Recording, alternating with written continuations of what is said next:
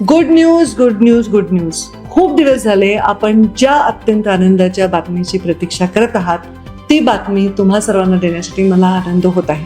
महाराष्ट्र लोकसेवा आयोगामार्फत पशुधन विकास अधिकारी गट अ या पदासाठी 2795 तर सहाय्यक आयुक्त पशुसंवर्धन गट अ या पदासाठी 308 जागांच्या परीक्षा घेण्याचा निर्णय झालेला आहे.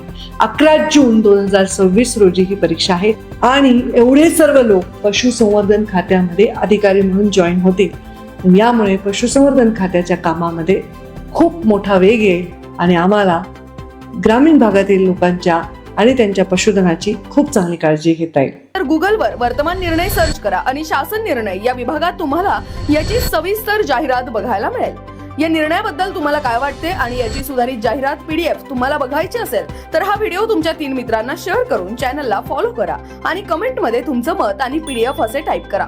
अशाच स्पर्धा परीक्षा आणि सरकारी नोकरीसाठी चॅनलला फॉलो करा.